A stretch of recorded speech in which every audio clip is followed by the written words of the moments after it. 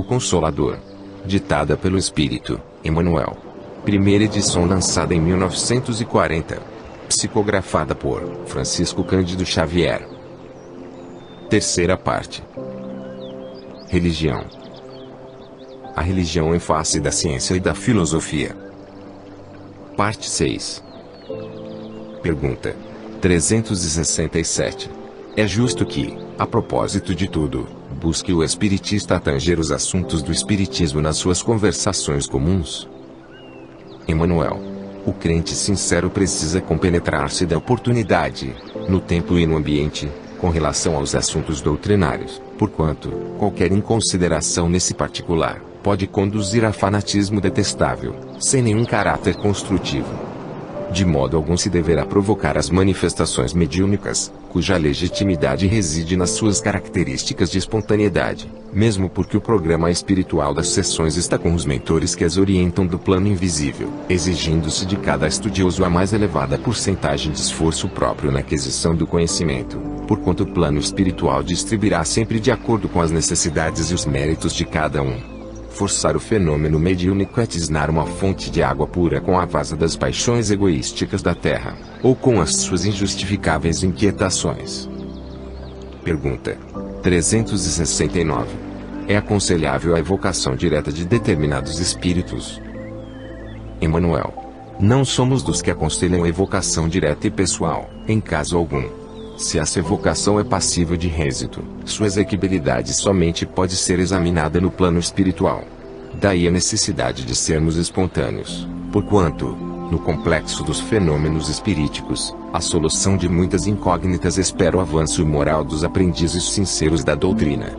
O estudioso bem-intencionado, portanto, deve pedir sem exigir, orar sem reclamar, observar sem pressa, considerando que a esfera espiritual lhe conhece os méritos e retribuirá os seus esforços de acordo com a necessidade de sua posição evolutiva e segundo o merecimento do seu coração. Podereis objetar que Allan Kardec se interessou pela evocação direta, procedendo a realizações dessa natureza, mas precisamos ponderar, no seu esforço, a tarefa excepcional do codificador, aliada à necessidade de méritos ainda distantes da esfera de atividade dos aprendizes comuns.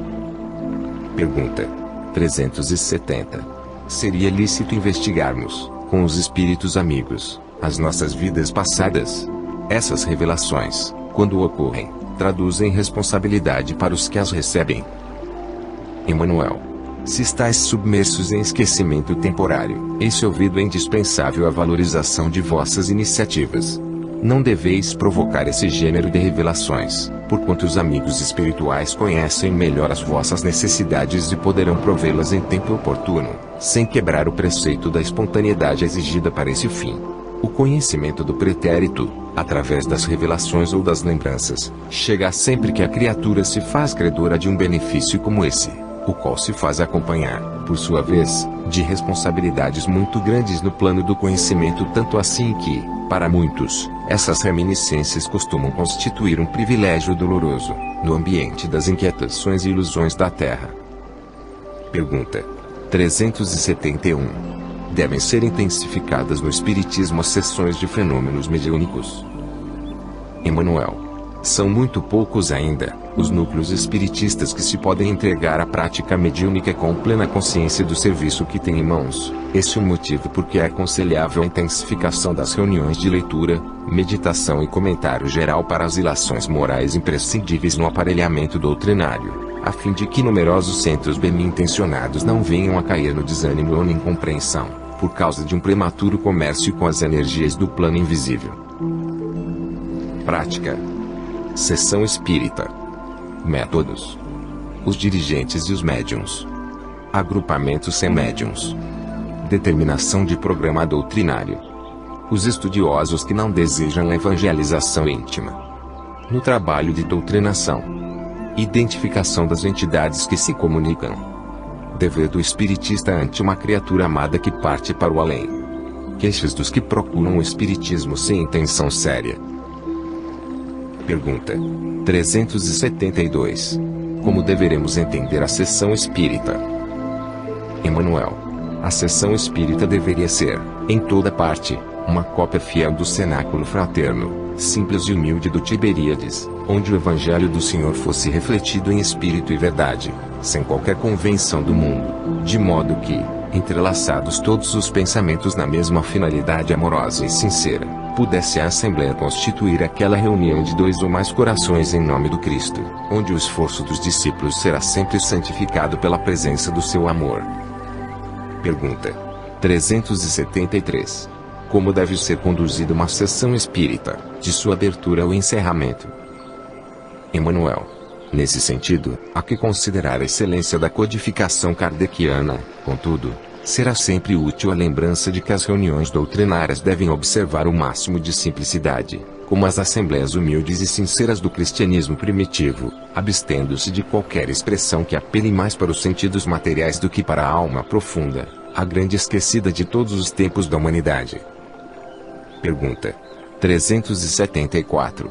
Nas sessões, os dirigentes e os médiuns têm uma tarefa definida e diferente entre si. Emmanuel.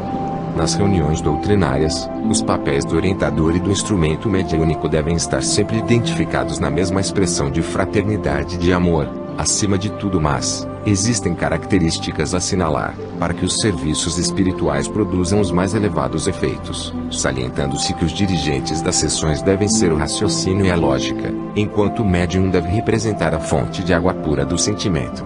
É por isso que, nas reuniões onde os orientadores não cogitam da lógica e onde os médiums não possuem fé e desprendimento, a boa tarefa é impossível, porque a confusão natural estabelecerá a esterilidade no campo dos corações. Pergunta 375. Os agrupamentos espiritistas podem ser organizados sem a contribuição dos médiuns? Emmanuel. Nas reuniões doutrinárias, os médiuns são úteis, mas não indispensáveis, porque somos obrigados a ponderar que todos os homens são médiuns, ainda mesmo sem tarefas definidas, nesse particular, podendo cada qual sentir e interpretar, no plano intuitivo, a palavra amorosa e sábia de seus guias espirituais, no imo da consciência. Pergunta 376. Há estudiosos da doutrina que se afastam das reuniões, quando as mesmas não apresentam fenômenos. Como se deve proceder para com eles? Emmanuel. Os que assim procedem testemunham, por si mesmo, plena inabilitação para o verdadeiro trabalho do espiritismo sincero. Se preferirem as emoções transitórias dos nervos ao serviço da autoiluminação, é melhor que se afastem temporariamente dos estudos sérios da doutrina, antes de assumirem qualquer compromisso.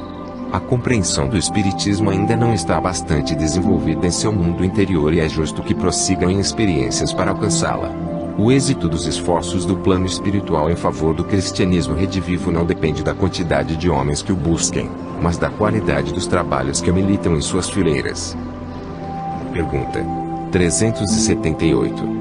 Por que motivo a doutrinação e a evangelização nas reuniões espiritistas beneficiam igualmente os desencarnados, se este seria mais justo o aproveitamento das lições recebidas no plano espiritual? Emmanuel. Grande número de almas desencarnadas nas ilusões da vida física, guardadas quase que integralmente no íntimo, conservam-se, por algum tempo, incapazes de aprender as vibrações do plano espiritual superior, sendo conduzidas por seus guias e amigos redimidos às reuniões fraternas do espiritismo evangélico, onde, sob as vistas amoráveis desses mesmos mentores do plano invisível, se processam os dispositivos da lei de cooperação e benefícios mútuos, que rege os fenômenos da vida nos 2 planos. Pergunta 379. Como deverá agir o estudioso para identificar as entidades que se comunicam? Emmanuel. Os espíritos que se revelam, através das organizações mediúnicas, devem ser identificados por suas ideias e pela essência espiritual de suas palavras.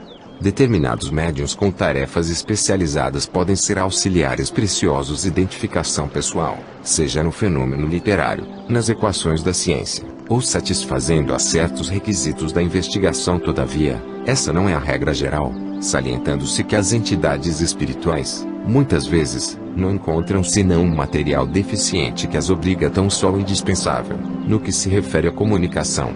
Devemos entender, contudo, que a linguagem do espírito é universal, pelos fios invisíveis do pensamento, o que, aliás, não invalida a necessidade de um estudo atento acerca de todas as ideias lançadas nas mensagens, guardando-se muito cuidado no capítulo dos nomes ilustres que porventura subscrevem, nas manifestações de toda a natureza. Porém, o crente ou estudioso do problema da identificação não pode dispensar aquele sentido espiritual de observação que lhe falará sempre no limo da consciência.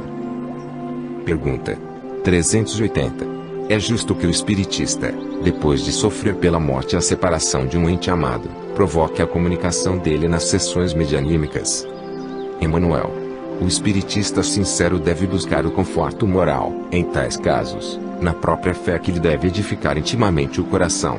Não é justo provocar ou forçar a comunicação com esse ou aquele desencarnado. Além de não conhecerdes as possibilidades de sua nova condição na esfera espiritual, deveis atender ao problema dos vossos méritos. O homem pode desejar isso ou aquilo, mas há uma providência que dispõe sobre o assunto, examinando o mérito de quem pede a utilidade da concessão. Qualquer comunicado com o invisível deve ser espontâneo e o espiritista cristão deve encontrar na sua fé o mais alto recurso de cessação do egoísmo humano, ponderando quanto à necessidade de repouso daqueles a quem amou e esperando a sua palavra direta, quando e como julguem os mentores espirituais conveniente e oportuna. Pergunta 381. Muita gente procura o espiritismo, queixando-se de perseguições do invisível. Os que reclamam contra essas perturbações estão, de algum modo, abandonados de seus guias espirituais. Emanuel. A proteção da providência divina estender a todas as criaturas. A perseguição de entidades sofredoras e perturbadas justifica-se no quadro das provações redentoras, mas os que reclamam contra o assédio das forças inferiores dos planos adstritos ao orbe terrestre devem consultar o próprio coração antes de formularem as suas queixas, de modo a observar se o espírito perturbador não está neles mesmos. Há obsessores terríveis do homem, denominados orgulho, vaidade, preguiça, avareza, ignorância ou má vontade, e convém examinar se não se é vítima dessas energias perversoras que, muitas vezes, habitam o coração da criatura, enceguecendo-o para a compreensão da luz de Deus. Contra esses elementos destruidores faz-se preciso um novo gênero de preces, que se constitui de trabalho, fé, esforço e boa vontade.